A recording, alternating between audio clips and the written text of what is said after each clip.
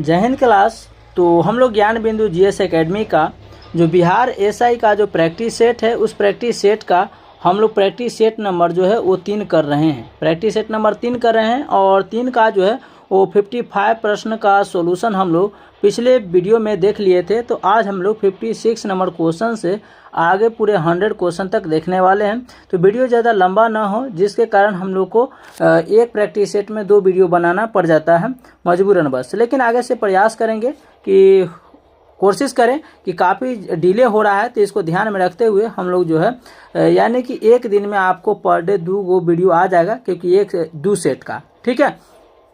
तो हम लोग भी सेट का भी स्पीड बढ़ा देंगे और आप लोग का वीडियो का सॉल्यूशन भी जल्दी जल्दी आ जाएगा। और आप लोग को बता दें कि सभी का पीडीएफ आप लोग टेलीग्राम चैनल से ले सकते हैं।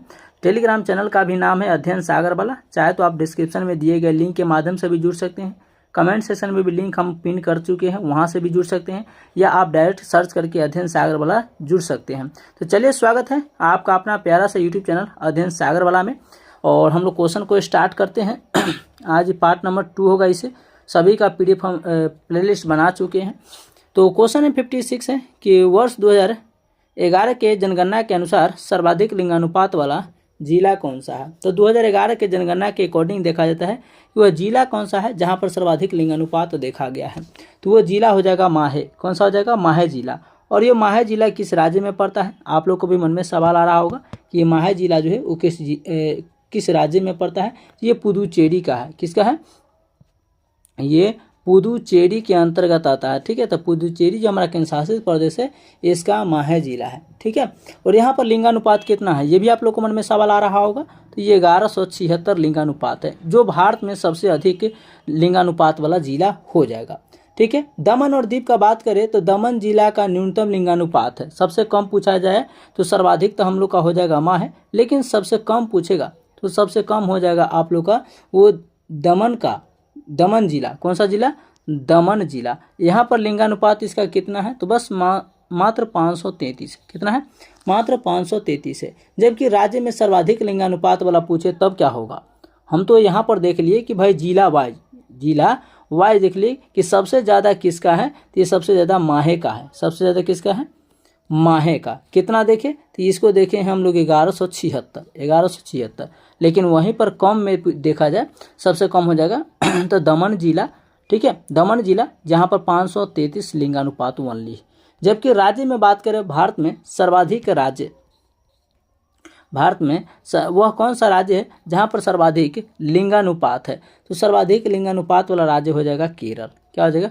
केरल। और केरल की राजधानी तो जानते हैं तिरुवनंतपुरम हो जाएगा। इसका लिंगानुपात जो है 1084 है। 1084 सर्वाधिक लिंगानुपात है। जबकि राज्य में ही पूछेगा तो राज्य में भी सबसे कम लिंगानुपात वाला कौन सा हो जाएगा? तो HR यानी हरियाणा हो जाएगा। और हरियाणा का लिंगानुपात कितना हो जाएगा? तो 879 हो जाएगा। 879। तो ये आप लोग याद रखिएगा। अगर हम लोग अब केंद्र शासित प्रदेश करके बात करें यूटी में, ठीक है, यूटी में कि सबसे ज़्यादा किसका लिंगानुपात है और सबसे ज़्यादा कम किसका है, ठीक है। तो सबसे ज़्यादा और सबसे कम, तो सबसे ज़्यादा जो लिंगानुपात है वो पुदुचेरी का है। हमने अभी देखा है पुदुचेरी, क्योंकि इसके जिला में ही सबसे ज़्यादा है।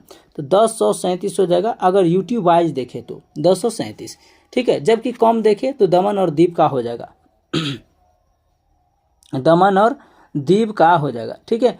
यहाँ पर कितना है? तो 618 हो जाएगा। तो राज्य वाइज भी देख लिए, जिला वाइज भी देख लिए और यूटी वाइज भी हम लोग देख लिए, ठीक है। इस प्रश्न का right answer option number A. अगर आप लोगों से क्वेश्चन पूछा जाए कि जो साक्षरता में सबसे ज़्यादा कौन हो जाएगा, तो अभी हाल ही के करंट के अनुसार मिजोरम का जो शेरछिप जिला है, मिजोरम का शेरछिप जिला, ये शेरछिप जिला जो है वहाँ पर साक्षरता सबसे ज़्यादा है। तो सबसे ज़्यादा साक्षरता वाला जो जिला हो जाएगा वो 98.76% के साथ जो है ये सबसे ज़्यादा साक्षरता वाला जिला बन चुका है मिजोरम का, ठीक है। मध्य प्रदेश का अलीगढ़ जिला जो है वो न्यूनतम साक्षरता वाला है। अगर न्यूनतम साक्षरता वाला जिला पूछेगा तो यहाँ पर हम जिला वाइज देख रहे हैं, ये भी आप लोग याद रखिएगा। न्यूनतम जिला वाला कौन सा है? न्यूनतम लिंगानुपात वाला जिला तो ये हो जाएगा अलीराजपुर राजपुर हो जाएगा। और ये अलीराजपुर कहाँ पर है, तो यह है एमपी का, यानी मध्य प्रदेश का हो जाएगा।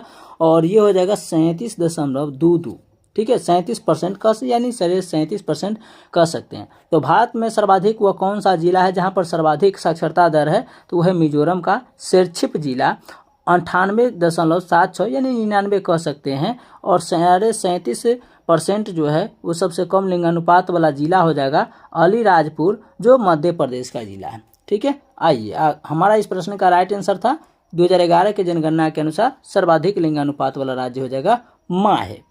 आइए नेक्स्ट क्वेश्चन है 57, ब्रह्मांड की उत्पत्ति से संबंधित विस्तारित ब्रह्मांड परिकल्पना का प्रतिपादन किसने दिया था। ब्रह्मांड विस्तारित हो रहा है, यह सिद्धांत किसने दिया था। तो इस सिद्धांत को देने वाले कौन थे, तो वो थे जॉर्ज लेमेंतेरे थे। ऑप्शन नंबर कौन सा जाएगा, डी इसका राइट आंसर हो जाएगा। ब्रह्मांड की उत्पत्ति विषय में 4 सिद्धांत प्रमुख है, जिसमें से बिग बैंग सिद्धांत भी था, बिग बैंग थ्योरी भी था, ठीक है। चलिए अगला नंबर क्वेश्चन को देखते हैं। निम्नलिखित में से कौन सा एक सुषुप्त ज्वालामुखी है, तो सुषुप्त ज्वालामुखी इनमें से कौन सा हो जाएगा, तो माउंट सुबियस हो जाएगा। और माउंट सुबियस इसका राइट आंसर क्या हो जाएगा, तो option number B Mount Vesuvius हो जाएगा। ऑप्शन नंबर बी इसका राइट आंसर हो जाएगा, ठीक है। चलिए नेक्स्ट क्वेश्चन की ओर चलते हैं। अगला क्वेश्चन कहता है हिंदी पत्रकारिता दिवस प्रत्येक वर्ष कब मनाया जाता है, तो ये मनाया जाता है हर साल 30 मई को हिंदी पत्रकारिता दिवस मनाया जाता है। और यह दिवस 1826 में इसी दिन प्रकाशित हुआ था, 1826 में यानी 30 मई 1826 को यह जो पत्रकारिता है इसको इसी दिन प्रकाशित किया गया था। उदंड मार्तंड की याद में मनाया जाता है, और इसे हर साल जो है उदंड मार्तंड की याद में मनाया जाता है इसका, ठीक है।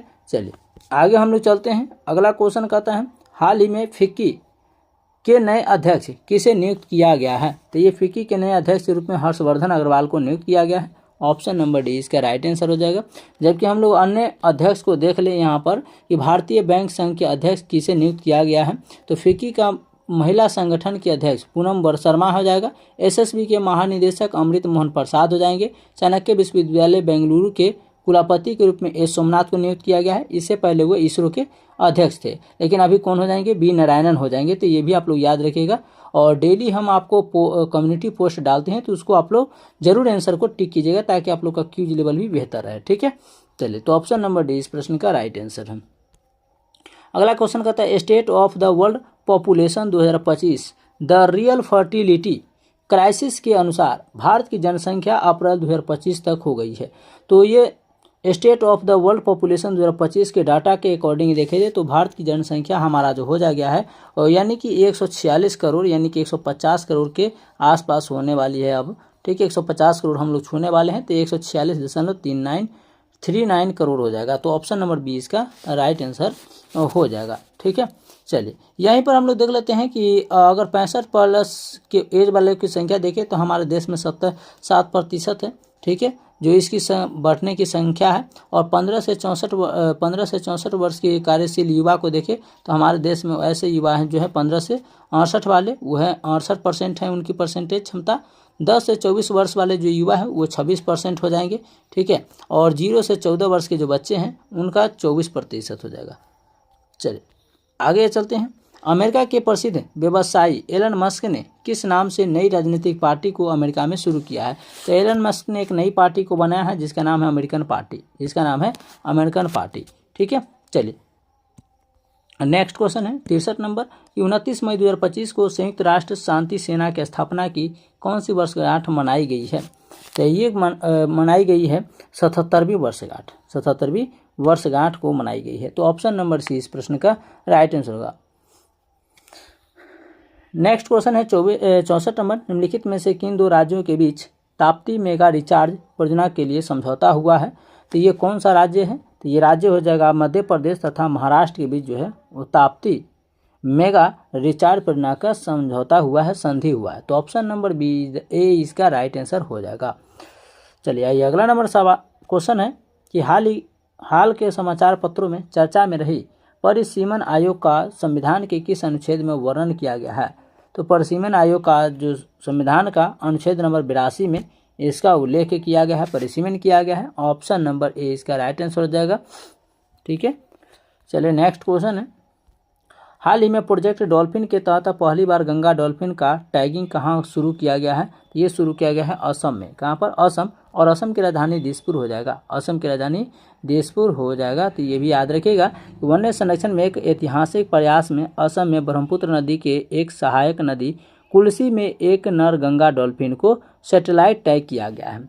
याद रखिएगा कि असम का शोक कौन सी नदी को कहते हैं? असम का शोक ये ब्रह्मपुत्र नदी को कहते हैं। किसे कहते हैं? ब्रह्मपुत्र नदी को कहते हैं। ये भी याद रखेगा। यहीं पर पूछे कि बिहार का शोक कौन सी नदी को कहते हैं? बिहार का शोक या बिहार का दुख कौन सी नदी को कहते हैं? तो ये कोसी को कहा जाता है। तो आप लोग को कमेंट्स में बताना है कि पश्चिम बंगाल का शोक कौन सी नदी को कहा जाता है। ठीक है, चलिए नेक्स्ट क्वेश्चन है कि 25 दिसंबर 2024 को प्रधानमंत्री नरेंद्र मोदी ने निम्नलिखित में से किन किन दो नदियों को जोड़ने की परियोजना की आधारशिला को रखे हैं? तो ये नदियां हो जाएंगी हमारी केन और बेतवा नदी को जोड़ने की आधारशिला रखे हैं। तो ऑप्शन नंबर डी इसका राइट आंसर हो जाएगा। ठीक है, चलिए अगला नंबर सवाल है, निम्न में से किन्हें शांति क्षेत्र में वर्ष 2024 का नोबेल पुरस्कार प्रदान किया गया है? तो नोबेल पुरस्कार से किन्हें सम्मानित किया गया, वो भी शांति के क्षेत्र में, और 2024 वाला, ये भी ध्यान रखिएगा। तो इसका राइट आंसर हो जाएगा ऑप्शन नंबर डी, निहान हिदनायको समूह को। तो ऑप्शन नंबर कौन सा हो जाएगा? तो डी इस प्रश्न का राइट आंसर वो हो जाएगा। ठीक है, आइए अगला नंबर सवाल को देखते हैं। हाल ही में खबरों में रहा रोहतांग आर पार पुस्तक के लेखक कौन हो जाएंगे? तो रोहतांग आर पार के लेखक हो जाएंगे हमारे अजय। कौन हो जाएंगे? अजय हो जाएंगे। तो रोहतांग आर पार के पुस्तक के लेखक अजय हो जाएंगे। ऑप्शन नंबर जो हो जाएगा डी इस प्रश्न का बिल्कुल राइट आंसर। नेक्स्ट क्वेश्चन है, हाल ही में चर्चित श्री विजयपुरम निम्नलिखित में से किसका परिवर्तित नाम है? तो विजयपुरम किसका नाम बदल करके किया गया है? तो ये विजयपुरम जो है पोर्ट ब्लेयर का नाम बदल करके विजयपुरम किया गया है। ऑप्शन नंबर डी इसका राइट आंसर हो जाएगा। अभी हम कुछ रिसेंटली बदले गए नाम को देख लेते हैं। ठीक है, जैसे कि हम लोग देख रहे हैं कि रॉस आइलैंड का नाम बदल करके क्या रखा गया है? रॉस आइलैंड का नाम बदल करके सुभाष चंद्र बोस द्वीप को रखा गया है। नील आइलैंड का नाम बदल करके शहीद द्वीप किया गया है। हैवलॉक द्वीप का नाम बदल करके स्वराज द्वीप किया गया है। तो ये भी आप लोग याद रखिएगा। ऑप्शन नंबर डी इसका सही उत्तर है। और नेक्स्ट क्वेश्चन है कि हाल ही में किस राज्य सरकार ने वर्ष 2025 से 2035 तक की अवधि को जल विद्युत दशक घोषित किया गया है? तो बताना है कि कौन सा किस राज्य सरकार ने ऐसा किया है? 2025 से 35 तक की राज्य को समय को जल विद्युत दशक घोषित किया है। तो ऐसा घोषित करने वाला राज्य हो जाएगा हमारा अरुणाचल प्रदेश। क्वेश्चन पूछेगा कि भारत में सबसे पहले सूर्योदय कहाँ होता है? भारत में सबसे पहले सूर्योदय कहाँ होता है? तो ये अरुणाचल प्रदेश में होता है। ठीक है, ऑप्शन नंबर सी इसका राइट आंसर हो जाएगा। अरुणाचल की राजधानी कहाँ है? कमेंट्स में आप लोग जरूर बताइए। अगला नंबर क्वेश्चन है, हाल ही में ऑपरेशन ओलिविया अभियान किसके द्वारा संचालित किया गया है? ये किसके द्वारा चलाया गया है? तो ऑपरेशन ओलिविया अभियान भारतीय तटरक्षक बल के द्वारा जो इसे शुरू किया गया है। ऑप्शन नंबर सी इसका राइट आंसर हो जाएगा। ठीक है, वंदे गंगा जल संरक्षण जन अभियान राजस्थान सरकार के द्वारा चलाया गया था। एक पेड़ माँ के नाम 2.0 अभियान धर्मेंद्र प्रधान जो हमारे केंद्रीय शिक्षा मंत्री हैं इनके द्वारा चलाया गया। माई स्कूल माई प्राइड अभियान हिमाचल प्रदेश के द्वारा शुरू किया गया। और मांझी वसुंधरा अभियान 6.0 महाराष्ट्र सरकार के द्वारा शुरू किया गया। तो ऑप्शन नंबर सी याद रखिएगा। आप लोग सुनिएगा भी क्लास को ध्यान से, तो आप लोग को रिवीजन होते रहेगा। नेक्स्ट है, निम्नलिखित में से किस शहर में 34वां ग्रीष्मकालीन ओलंपिक खेल का आयोजन किया गया है? तो ये शुरू किया गया है लॉस एंजल्स में। कहाँ पर? लॉस एंजल्स में आयोजन किया गया। तो ऑप्शन नंबर सी इसका राइट आंसर है। लॉस एंजल्स कहाँ? तो यूएसए में, और ये 2028 में होगा। कब होगा? 2028 में इसका आयोजन किया जाएगा। चलिए नेक्स्ट क्वेश्चन है 74, निम्नलिखित में से कौन सी टीम प्रथम महिला हॉकी इंडिया लीग 2025 का विजेता रही है? तो 2025 में जो प्रथम महिला हॉकी इंडिया लीग का विजेता यानी विनर टीम कौन है? तो वो हो जाएंगे हमारा Odisha warriors club. Odisha warriors club हो जाएगा। तो ऑप्शन नंबर ए इसका राइट आंसर होगा इस प्रश्नों का। चलिए नेक्स्ट क्वेश्चन की ओर चलते हैं। निम्नलिखित में से किस देश में बना आधुनिक multi role stealth guided missile युद्धपोत जिसका नाम है तमाल भारतीय नौसेना में शामिल किया गया है? बताना है कि यह किस देश ने इसको तैयार किया था। इसको बनाने वाली जो कंपनियाँ इस हो जाएगा, ये भारत का मित्र रूस हो जाएगा। रूस की मुद्रा क्या हो जाएगा, तो रूस की मुद्रा हो जाएगा रूबल। रूस की मुद्रा हो जाएगा रूबल हो जाएगा। इसके जो राजधानी हो जाएगा, इसकी राजधानी कहाँ है, तो इसकी राजधानी मॉस्को, और मॉस्को जो है यूरोप महाद्वीप में पड़ता है। मॉस्को यूरोप महाद्वीप में पड़ता है, तो याद रखिएगा ऑप्शन नंबर सी। अगला क्वेश्चन है कि भारत सरकार अंटार्कटिका में एक नया अनुसंधान केंद्र किस नाम से स्थापित करने वाला है। तो पहले से तो ऑलरेडी अंटार्कटिका महाद्वीप में भारत का अनुसंधान रिसर्च सेंटर है, ये है, लेकिन एक और स्थापित होने वाला है, क्योंकि वहाँ पर एक जो है ऑलरेडी काम नहीं करता है। ठीक है, ऐसे तो 2 हैं, लेकिन अब एक तीसरा खोलने जा रहा है, और उसका नाम क्या रखा है, तो मैत्री 2 है। क्या है, मैत्री 2, क्योंकि मैत्री 1 सबसे पहले है। ठीक है, तो अब इसे मैत्री 2 के नाम से खोलने जा रही है। तो ऑप्शन नंबर सी इस प्रश्न का राइट आंसर होगा। तो भारत सरकार अंटार्कटिका में मैत्री 2 नामक एक नया अनुसंधान केंद्र स्थापित करने वाला है, और नया स्टेशन मौजूदा मैत्री स्टेशन के पास पूर्वी अंटार्कटिका में स्थित होगा। याद रखिएगा, तो नया स्टेशन मौजूदा मैत्री स्टेशन के पास, क्योंकि मैत्री जो है उसके जस्ट उसके पास ही इसको स्थापित किया जाएगा, और नया स्टेशन वर्ष 2029 तक तैयार होने की संभावना है। और वर्तमान मैत्री स्टेशन की स्थापना 1988 में की गई थी। जो मैत्री 1 था उसका स्थापना जो है 1988 में किया गया था, जो अब धीरे धीरे वर्क नहीं कर रहा है। इसका जीवन काल केवल 10 वर्ष का था, तो समझ सकते हैं 1988 में उसको स्थापित किया गया था। आप घटा सकते हैं कि 2025 चल रहा है, 2025 चल रहा है, और 1988 में इसको स्थापित किया गया था। तो 15 में से 8 गया 7, और 11 में से 8 गया 4, यानी कि टोटल 47 साल हो चुका है। समझ सकते हैं कि 10 सालों के लिए ही स्थापित किया गया था, इसका जीवन काल 47 साल हो गया, तो अब तो चाहिए ही। अगला क्वेश्चन है, हाल ही में HIV रोकथाम के लिए लोका परिवार नामक दवा निम्नलिखित में से किसके द्वारा विकसित किया गया है। तो ये विकसित किया गया है गिलियड साइंसेस के द्वारा, गिलियड साइंसेस के द्वारा विकसित किया गया है। चलिए अगला नंबर सवाल है यहाँ पर, वर्ष 1981 बैच के बिहार कैडर के किस IAS अधिकारी को बिहार का नया मुख्य सचिव नियुक्त किया गया है। तो ये किया गया है प्रत्यय अमृत को किया गया है। तो बिहार कैडर के IAS अधिकारी प्रत्यय अमृत को बिहार का नया मुख्य सचिव नियुक्त किया गया है, और इनका जो कार्यकारी के रूप में कार्यभार रहेगा वो 1 सितंबर 2025 से इनका कार्यकाल स्टार्ट हो गया है। ठीक है, तो ऑप्शन नंबर डी इसका राइट आंसर हो जाएगा। आइए अगला नंबर सवाल को देखते हैं हम लोग।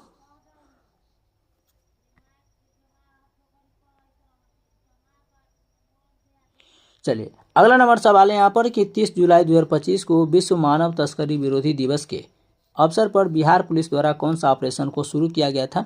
तो मानव तस्करी को रोकने के लिए बिहार पुलिस के द्वारा जो है वो कौन सा ऑपरेशन चलाया गया है। तो ये ऑपरेशन चलाया गया है नया सवेरा।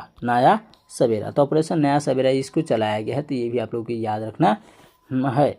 चलिए आइए अगला नंबर सवाल को देख लेते हैं। निम्नलिखित में से कौन सा खेल कोर्ट पर नहीं खेला जाता है। तो इनमें से कौन सा खेल है जो कोर्ट पर नहीं खेला जाता है। तो पोलो जो है कोर्ट पर नहीं खेला जाता है। ऑप्शन नंबर सी इसका राइट आंसर होगा। पोलो कहाँ खेला जाता है भाई। तो पोलो जो है ये अन्य सभी कोर्ट जो है कबड्डी हो गया, वॉलीबॉल हो गया, नेटबॉल, ये सभी कोर्ट पर खेले जाते हैं, लेकिन पोलो आमतौर पर यह माना जाता है कि पोलो का जन्म फारस में हुआ था, और फारस में 525 ईस्वी में हुआ था, और पुल के नाम से यह खेला जाता था।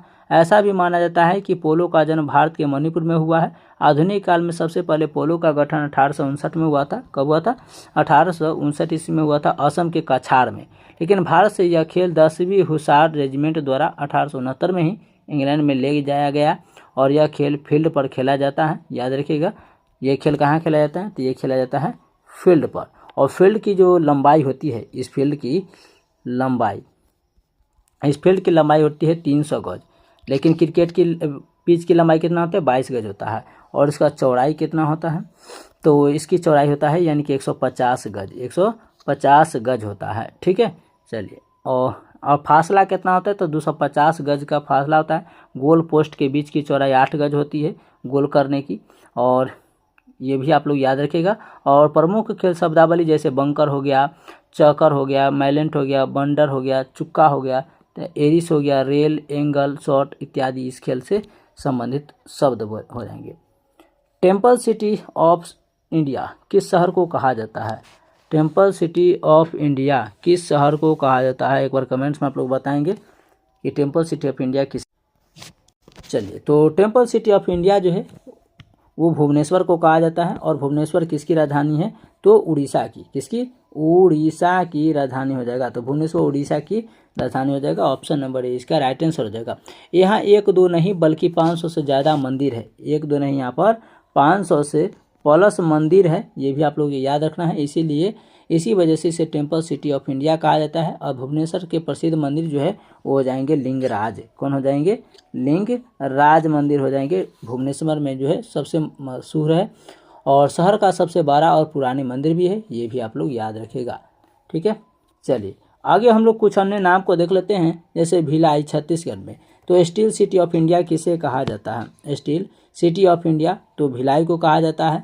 भगवान का बगिया वायनाड केरल को कहा जाता है। भारत की आध्यात्मिक राजधानी तिरुपति आंध्र प्रदेश को बोला जाता है। ईश्वर का वास या संगम सिटी प्रयागराज उत्तर प्रदेश को बोला जाता है। महलों का शहर या diamond herbal twin city Kolkata को बोला जाता है। महलों का शहर या डायमंड हर्बल कोलकाता को बोला जाता है। ट्विन सिटी हैदराबाद सिकंदरा को बोला जाता है। मंदिरों एवं घाटों का नगर वाराणसी उत्तर प्रदेश को बोला जाता है। और वाराणसी को भारत की सांस्कृतिक राजधानी भी कहा जाता है।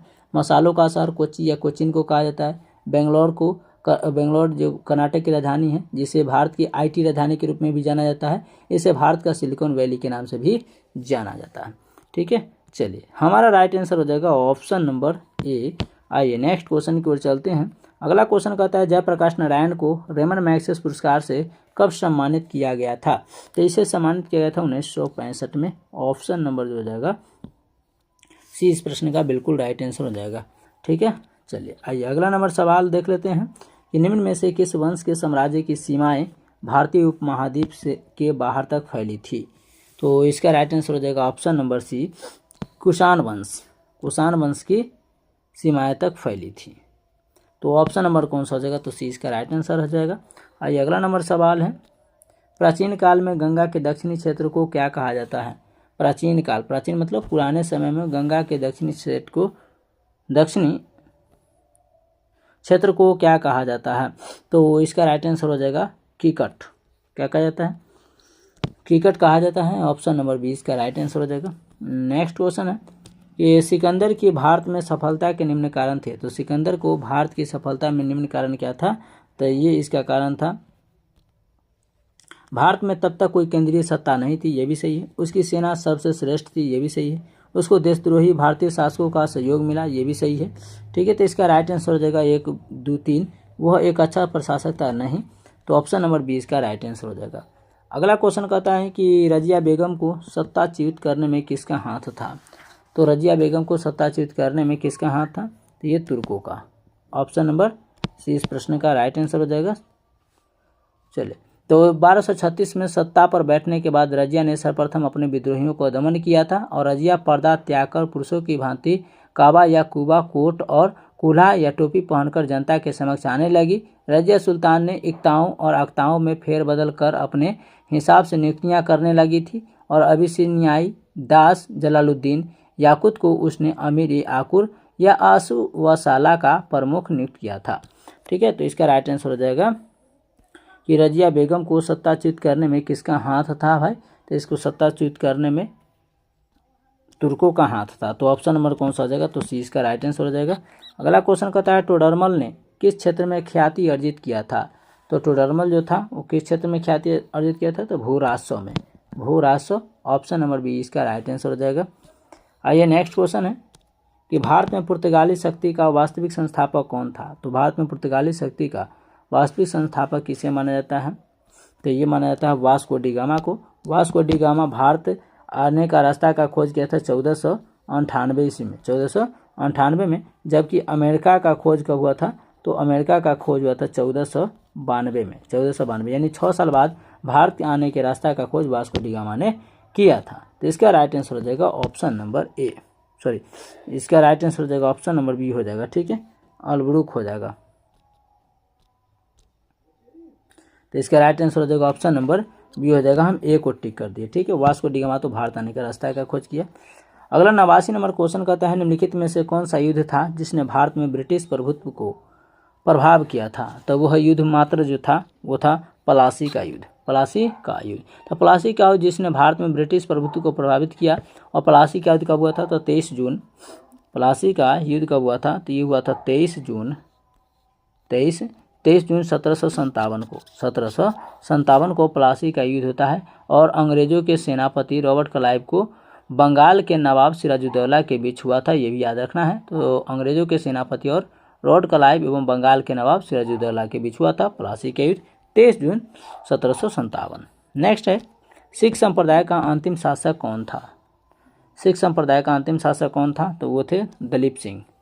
कौन थे, तो वो थे दलीप सिंह। ऑप्शन नंबर कौन सा हो जाएगा, तो ये इसका राइट आंसर हो जाएगा।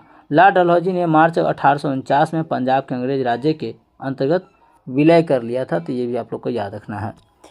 चलिए 91 नंबर सवाल का आता है महात्मा गांधी द्वारा चलाया गया प्रथम जन आंदोलन कौन था। जन आंदोलन मतलब जिसमें जनता भी भाग लिया था, तो उसी को जन आंदोलन भी कहा गया। ठीक है, जिसमें जनता भी भाग लिया था बढ़ चढ़ करके, तब इस आंदोलन को जन आंदोलन कहा गया। और वो आंदोलन जो था वो था रॉलेट एक्ट के विरुद्ध सत्याग्रह आंदोलन। कौन था, सत्याग्रह आंदोलन था। तो ऑप्शन नंबर कौन सा हो जाएगा, डी इस प्रश्न का राइट आंसर हो जाएगा। ठीक है,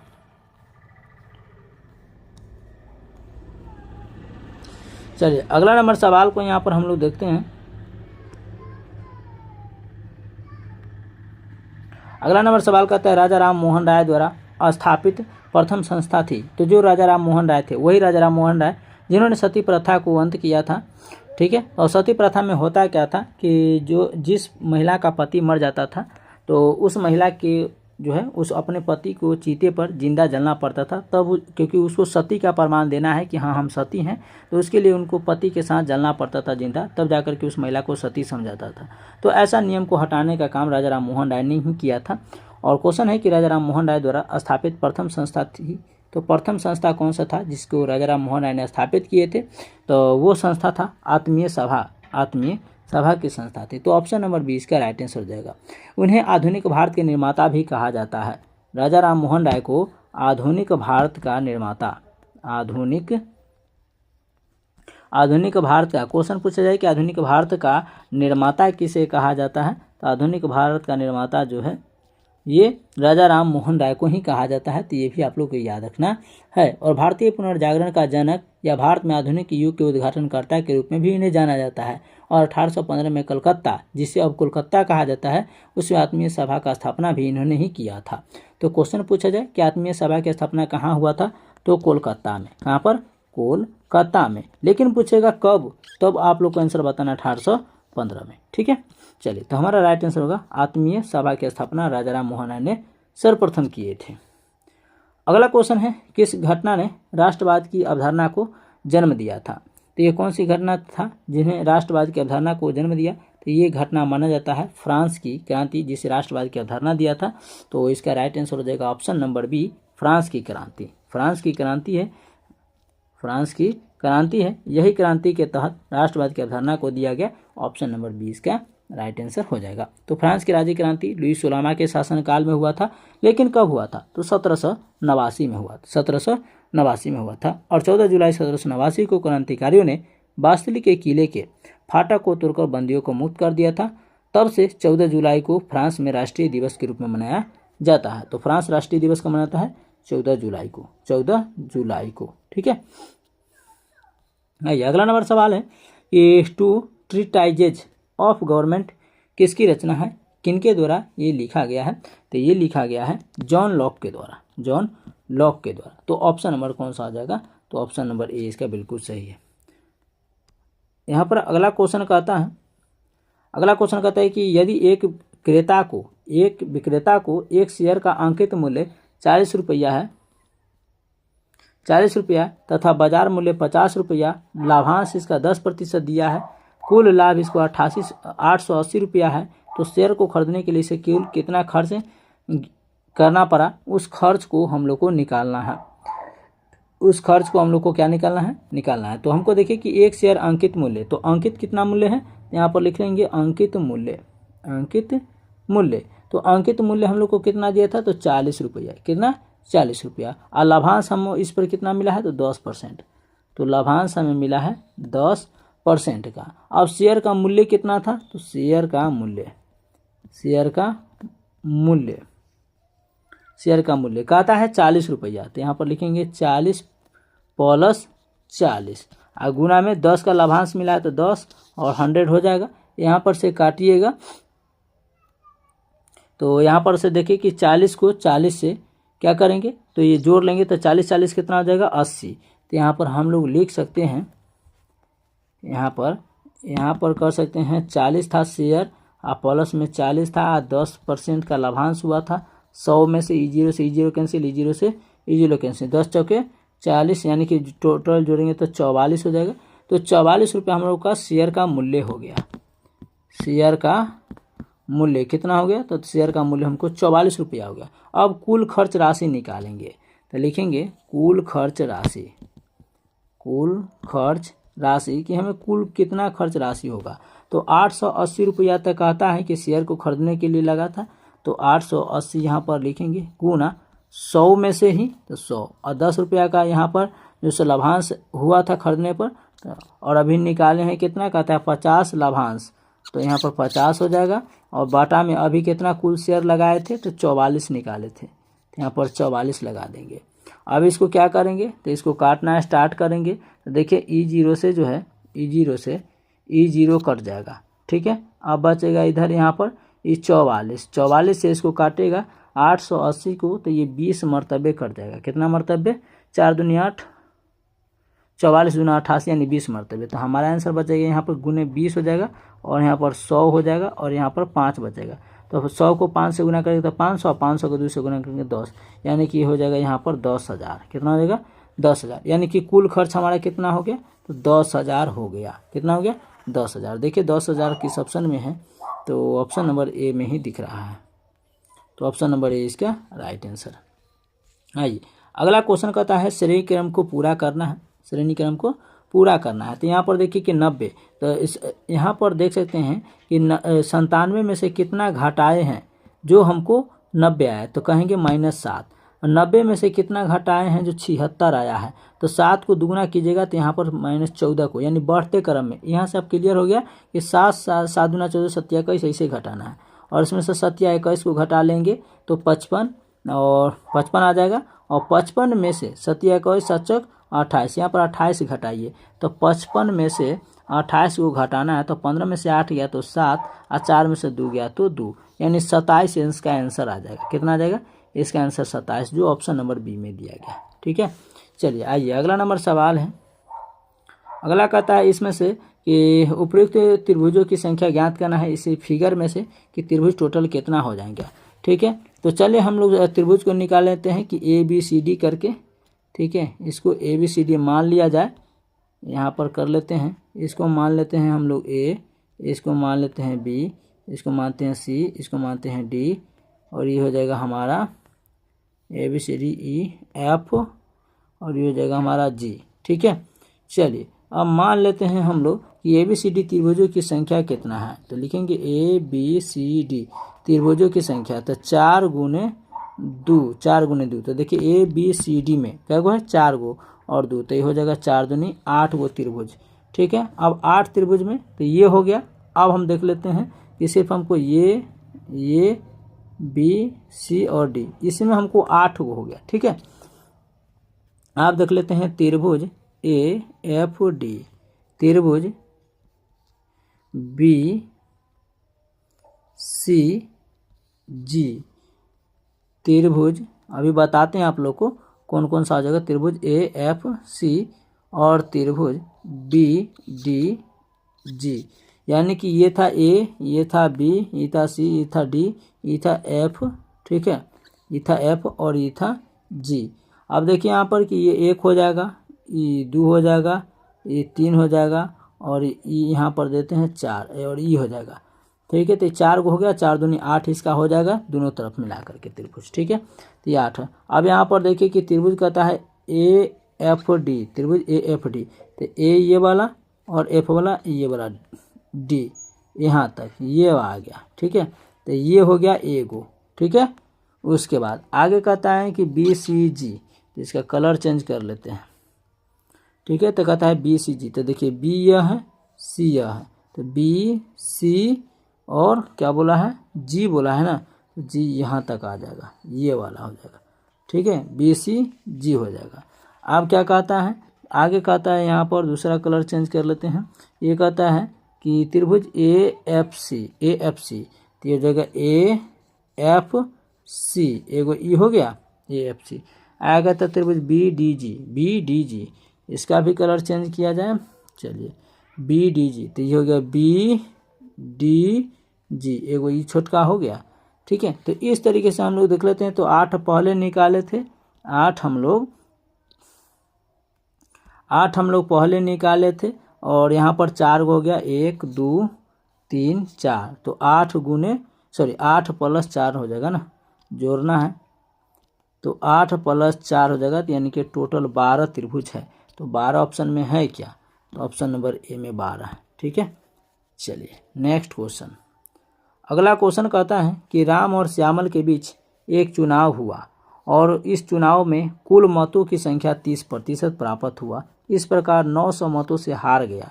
यदि 90% मतदाताओं ने मतदान किया और अमान्य एवं वैध मत नहीं डाला गया था, तो मतदाता सूची में मतदाताओं की संख्या कितनी थी। तो डाला सिर्फ वोट 900, मतदाता में जो लिस्ट उसका नाम कितना था उसको निकालना है कि मतदाता सूची में वोट डालने वाले की सूची में इसकी संख्या कितनी थी। ठीक है, चलिए तो हम लोग मान लेते हैं कि मतदाताओं की संख्या 100 हो जाएगा। कितना हो जाएगा, 100, की हमको पता ही नहीं है। और 70% इसमें से देख सकते हैं कि 30% वोट प्राप्त हुआ था। ठीक है, तो यहाँ पर हम कह सकते हैं कि मतदाताओं की सूची में नाम बराबर थे, x बराबर, और यहाँ पर का 40% यानी कि 30% प्राप्त हुआ था। ठीक है, 70 बचेगा, तो हम कह सकते हैं 40 बटा में 100, क्योंकि 100 में से ही होगा। और उसके बाद टोटल जो था कितना, 90% प्राप्त हुआ था, तो 90। अब उसके बाद कितना में से, तो ये भी 100 में से प्राप्त हुआ था, और मतदाताओं ने वोट दिया कुल कितना, 900। ठीक है, अभी हम देख लेते हैं।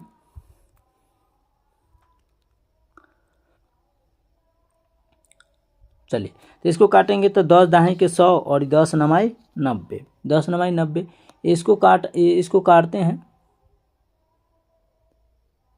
ठीक है, तो इसको काटते हैं, तो 20 × 5 = 100 हो जाएगा, 20 दूनी 40 हो जाएगा। तो हमको ऊपर बच गया 2 9, नीचे बच गया 5 10, इधर 900। तो यहाँ पर लिख सकते हैं 2/5 गुने 9/10, और बराबर इन्हें हमारा हो जाएगा 900। अभी दोनों को गुना कर दीजिए। ठीक है, तो इसको देख सकते हैं, तो दोनों को गुना करेंगे तो 5 और 10 के गुना करेंगे तो कितना यहाँ पर हो जाएगा। चलिए तो इसको पलट भी सकते हैं, इसको हम लोग चाहे तो पलट सकते हैं। तो देखिए 900 है, तो 900 को यहाँ ले आते हैं, 900 के 900 गुने 10 × 5 = 50, गुना में होने भाग में होने जाएगा, तो गुना में 10 × 5 = 50, और जो गुना में है वो भाग में है सो गुना में। ठीक है, तो यहाँ पर हो जाएगा 9 दूनी ऊपर वाला 18, तो 9 दूनी 18 यहाँ पर आ जाएगा। ठीक है, और इधर हमारा बराबर 900 तो 900, यानी कि 900 तो ऊपर चला गया। आप जोड़िए, तो यहाँ पर देखिए 18 है, 18 × 5 क्या होता है, 90, तो यानी कि 50 मरतबे आप 25 को गुना कीजिएगा, तो यहाँ पर 2500 हो जाएगा। कितना हो जाएगा, 2500। ठीक है, तो कुल मतों में नाम कितना था सभी का, तो 2500। तो ऑप्शन नंबर कौन सा हो जाएगा, बी। आइए 99 नंबर क्वेश्चन कहता है 49 सेंटीमीटर, 33 सेंटीमीटर, 24 सेंटीमीटर आयाम वाले घनारूपी ठोस टुकड़े को एक ठोस गोले के रूप में ढाला जाता है। तो गोले की त्रिज्या और त्रिज्या को हम लोग r से दर्शाते हैं, तो क्या होगा। ठीक है, तो गोले की त्रिज्या को हमको निकालना है, तो सिंपल कह सकते हैं कि गोले की त्रिज्या निकालने के लिए गोले का आयतन और बराबर में घनाभ का आयतन होता है। तो गोले का आयतन बराबर फॉर्मूला क्या होता है, 4/3 πr³ होता है, और घनाभ का आयतन, तो घनाभ का आयतन बराबर होता है LBH होता है, LBH होता है। अब हम इसमें देख लेते हैं कि L कौन है, B कौन है, क्योंकि हमको पाई का मान तो पते 22/7 होता है। ठीक है, और यहाँ पर देख लेते हैं कि R, तो R हमको निकालना ही हो जाएगा, तो R का मान हम रखिए देंगे। आगे है LBH, तो इसमें से L कौन है, LBH एक बार पता कर लेते हैं। चलिए तो L यहाँ पर हम लोग देख लेते हैं कि L हमारा दिया गया है 49, B हमारा दिया गया है 33, और H हमारा दे दिया गया है 24। तो ये पता चल गया 49 33 24 पता चल गया। तो हमारा फार्मूला क्या था, तो इस पर अभी बैठा लीजिए कि एल बराबर हमारा था, हम यहीं पर लिख देते हैं, ये एल बराबर हो जाएगा, ये हमारा बी बराबर हो जाएगा और ये हमारा एच बराबर हो जाएगा। तो हमारा था 4/3 पाई आर क्यू बराबर एल बी एच। मान बैठाइए तो 4/3 के 4/3 गुने पाई का मान 22/7 होता है। आर हमको पता नहीं है तो आर को हम जस के तस छोड़ देंगे ऐसा ही, आर के क्यू देकर बराबर एल का मान हमारा कितना है 49 गुने बी का मान हमारा 33 है और एच का मान हमारा 24 है। ठीक है, बस इसको क्या करना है, दोनों को गुना कर लेना है 7 या 21 करके। ठीक है, इस आर को हम बाहर निकाल लेते हैं। तो मान लीजिए हमारा यहाँ पर था कितना, इसको हम जूम कर लेते हैं। ठीक है, चलिए तो अभी हम कितना लिखे थे, तो हम लिखे थे फार्मूला था, मोबाइल का स्क्रीन काफ़ी छोटा है, 3 और ये था पाई, ये था आर क्यू बराबर और एल बी एच था। तो 10 के 10 हो जाएगा, 4/3 के 4/3 हो ही जाएगा, पाई का मान 22/7 हो जाएगा गुने आर हमको पता नहीं है तो आर हम जैसे के तैसे छोड़ देते हैं। एल का मान हमारा 49 था और बी का मान हमारा जो था 33 था और एच का मान हमारा 24 था। ठीक है, 7 या 21 दोनों गुना हो जाएगा। तो यहाँ पर हम कर सकते हैं कि आर को इधर ले आते हैं, ये वाला आर को इधर ले आते हैं तो आर क्यू बराबर हो जाएगा हमारा ये वाला 49। तो पूरा को लिख लीजिए 49 गुने 33 गुने 24। ठीक है, 24 हो जाएगा और फिर उसके बाद ये दोनों को नीचा वाला को 7 या 21 को गुना कीजिए तो 21 को भी ऊपर लिख लीजिए। और फिर उसके बाद बाटा में क्या बचेगा, तो यहाँ था 4 और 22 था, ये वाला ऊपर जो था उसको ऊपर को नीचे, नीचे वाला को ऊपर ले जाइए तो 4 गुने 22 हो जाएगा, 4 गुने 22। ये दोनों को भी गुना कर दीजिए, ये दोनों को भी गुना हम लोग कर लेते हैं। ठीक है, ये दोनों को भी गुना कर लेते हैं। तो यहाँ पर हम लिख सकते हैं कि आर क्यू बराबर 49 गुने अब देखिए कि यहाँ पर है 33, तो 11 से काटेंगे तो 11 तिहाई कितना हो जाएगा, तो इसको अगर हम काटते हैं, ठीक है, तो अगर हम इसको काटते हैं तो ये पहला नंबर है कि यहाँ पर हो जाएगा ये 88। अगर इसको हम गुना करते हैं तो यहाँ पर कितना हो जाएगा 22 चौको, तो 4 दूनी 8, 4 दूनी 8, ये 88 हो जाएगा। और 24 से 88 काटते हैं तो क्या मरतबे करते हैं, तो ये 24 से 88, तो ये 12 मरतबे 88 कटेगा। ठीक है, कलर चेंज कर लेते हैं, चलिए मान लीजिए तो ये 12 मरतबे 88 कटेगा और ये 44 मरतबे कट जाएगा, 44 मरतबे कट जाएगा। फिर 44 से 22 से कट जाएगा और ये कटेगा 6 मरतबे। ठीक है, 6 मरतबे कट जाएगा और यहाँ पर है 22। ठीक है, और ये हो जाएगा 22। अब ऊपर बचेगा कितना हमारा, तो ये हमारा बचेगा 6 ऊपर और 22 नीचा बचेगा। ठीक है, चलिए तो यहाँ पर हम कर सकते हैं और काटेंगे तो और कट जाएगा, ये 3 7 21, ये 3 कट जाएगा, ये 3 बच जाएगा। फिर यहाँ पर तो और 3 दूनी 6 यानी द्वितीय 6, ये 3 बच जाएगा। यानी हमारा ऑलरेडी बचेगा कितना कटने के बाद, तो लिख सकते हैं आर बराबर आर क्यूब था, आर बराबर हमारा बच गया ऊपर, आर बराबर ये हमारा 49 बच जाएगा गुने 33 था। तो हम कह सकते हैं कि यहाँ पर 33 यानी कि 3 का, तो यहाँ पर कह सकते हैं 33 गुने 24 था गुने 21 था, बाटा में हो जाएगा 22, 4 गुने 22 था तो 88 हो जाएगा। तो यहाँ पर हम डायरेक्ट 88 लिख देते हैं। 88 को भी काट दीजिएगा तो 44 मरतबे कट रहा था, यानी कि सिंपल आप कह सकते हैं कि आर के पावर से जैसे क्यूब हटेगा तो यहाँ पर रूट क्यूब 3 हो जाएगा। और उसके बाद 49 को तो 49 रहने दीजिए, 7 7 49 हो जाएगा। हम 33 को काट दिए थे, 11 3 33, तो यहाँ पर गुना हो जाएगा 33। ठीक है, और 8 3 24 काट दिए थे 3 मरतबे, तो ये भी 3 हो जाएगा। और 3 7 21, 7 21 काटे थे। ठीक है, तो 11 3 33, 8 3 24 और 7 21 3। ठीक है, तो ये हो काट देंगे और यहाँ पर हो जाएगा गुना में आगे ना 33, तो ये होगा 3 हो जाएगा। और उसके बाद एक और 3 हो जाएगा, 3 7 21 और यहाँ पर 3 हो जाएगा, फिर हो जाएगा 7 21, तो 7 हो जाएगा। ठीक है, अब हम यहाँ पर देख लेते हैं, तो लिख सकते हैं कि r बराबर इस सभी का वर्गमूल गुना करके निकालेंगे तो ये हो जाएगा 7 गुने 3 और इसको गुना करेंगे तो 7या 21, यानी कह सकते हैं कि अतः गोले की त्रिज्या जो है यानी कि r का मान कितना आ गया 21 सेंटीमीटर। 21 सेंटीमीटर, देखिए ऑप्शन में 21 सेंटीमीटर किस में दिया गया था।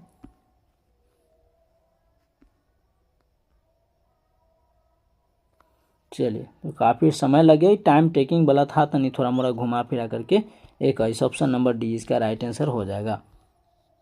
चलिए 100 नंबर क्वेश्चन को देखिए। 100 नंबर क्वेश्चन कहता है कि सरल करना है, तो क्वेश्चन इतना ही तक है, डी थोड़ा सा ऊपर नीचे नहीं हो रहा। देखिए यहाँ पर सरल करना है तो सिंपल है, इसको काटना है। क्या करना है? काटना है। तो सबसे पहले देखेंगे कि इस सभी को बनाने के लिए क्या करेंगे, तो सिंपल तरीका है, इसको बनाने के लिए क्या करेंगे, बराबर, ठीक है, 400 प्लस है तो 400 प्लस यहाँ पर उतार देंगे 400, ये वाला इसको हम ऊपर सोल्व करते हैं, ठीक है, इसको ऊपर करते हैं सोल्व, 450 हो जाएगा, 450 के 450 प्लस के प्लस 752 है तो 752, इसको 10 के 10 उतार लेंगे, माइनस 125 है, माइनस 125 है तो 125 रहने देंगे, गुना 3 है तो 3 को भी रहने देंगे, और बाटा में 100 दिया गया है यहाँ पर, ठीक है, 100 टाइम यहाँ पर दिया गया है, या इसको भी काटना चाहे तो काट सकते हैं। कि देखिए इस सब को यहाँ तक रहने देते हैं, इसमें कहीं भी काट कूट हम नहीं करेंगे, ठीक है, काट कूट हम लोग का यहाँ से स्टार्ट करते हैं। जैसे यहाँ पर 3 गो जीरो है तो ये 3 गो जीरो से 2 गो जीरो है तो 2 गो जीरो यहाँ से काट देते हैं, ठीक है, 3 गो जीरो नहीं कटेगा, ये 2 गो जीरो से ये 2 गो जीरो कट गया, ठीक है, बचा 1 गो जीरो। अब 1 गो जीरो बच गया तो कोई बात नहीं, अब इसको गुना करेंगे तो 10 या 30 हो जाएगा। तो यहाँ पर हम लिख सकते हैं सिंपल में 450 प्लस 752, क्या लिखेंगे 752 और माइनस 125 और गुना में बचेगा 3, ठीक है, और गुना में फिर 10 को ले आइए, चाहे तो 30 कर सकते थे, और माइनस यहाँ पर 650 और भागा है तो यहाँ पर लिख दीजिए 650, और बाटा में लिख लीजिए ये वाला, इसके नीचे वाला जो है ये, इसको लिख लीजिए 13 को, ठीक है, 13 ही ना है, चलिए हाँ, तो इस 13 को लिख लीजिए। अब इसको क्या करेंगे, तो काटना चाहे तो काट सकते हैं, तो 13 पचे 65 कट जाएगा, 13 पचे 65 क्या मरतबे कटेगा, तो 50 मरतबे कट जाएगा, तो 13 पचे 65 ओ भाई साहब, तो इसको काटेगा तो 13 से कटेगा कितना मरतबे, तो ये 50 तो ये वाला कटेगा 50 मरतबे, 13 पचे 65, और कोई कटने वाला है ना है। तो अब इसको क्या करना है, तो दोनों को जोड़ दीजिए, दोनों को जोड़िएगा तो कितना हो जाएगा, 2 के 2 और 5 5 10 के 0 और 7 4 11 1 12, तो 12 से 2 हो जाएगा ये, माइनस। अब इसको हम इधर देखते हैं तो इस सभी को गुना कर लीजिए, ठीक है, इस सभी को गुना करिए, 125 को 3 से और 10 से तो 10 या 30, और 30 को 125 से गुना करेंगे तो हो जाएगा 3750, और उधर था ये वाला जो 50 कट के आया है, इसको लिख दीजिए घटाओ में 50। फिर उसके बाद क्या करेंगे, तो इसको यहाँ पर 1202 है तो 1202 को लिखिए देंगे, 1202 को, और इसे 3750 में से 50 को क्या करेंगे, तो जोड़ देंगे, क्योंकि माइनस माइनस मिलकर जुड़ जाएगा, तो ये जुड़ जाएगा दोनों मिलकर के, तो हो जाएगा 3800, सिंपल 3800। अब 3800 में से 1202 को घटा दीजिए, 3800 में से 1202 को घटा दीजिए, तो 10 में से 2 घटेगा तो 8 बचेगा, ये बचेगा 9, ये बचेगा कितना, तो ये बच गया यहाँ पर हमारा 3800 था ना, हाँ 38, तो ये 9 बच गया, उसके बाद 3800 1 मिनट, 38 में से हमको कितने घटाना था, तो 1202 घटाना था, तो 10 में से 2 जाएगा तो कितना बचेगा भाई, तो 8 बचेगा, यहाँ पर ही बच गया 9, ठीक है, यहाँ पर ही बच गया कितना, तो ये बच गया 7, 7 में से 2 गया तो 5 बचेगा, और 2 में से 1 गया तो यहाँ पर 3 में से गया तो 2 बचेगा, यानी 2598, और 2598 किस ऑप्शन में है, 2598 ऑप्शन नंबर बी में, क्या ऑप्शन, सॉरी ऑप्शन 2598, लेकिन माइनस में आएगा ना, क्योंकि हमको 1202 में से घटाना था, 1202 में से घटाना था, तो हम अपना सुविधा के लिए 3800 में से 1202 घटा लेते ही माइनस में आ जाएगा, तो ऑप्शन नंबर डी वाला राइट आंसर हो जाएगा। ठीक है, ये 100 प्रश्न आप लोग को कंप्लीट हो गया और जल्द ही आप लोग के लिए सेट नंबर 4 का जो है सोल्यूशन लेकर के आ रहे हैं। ठीक है, तो मिलते हैं नेक्स्ट वीडियो में, तब तक के लिए जय हिंद।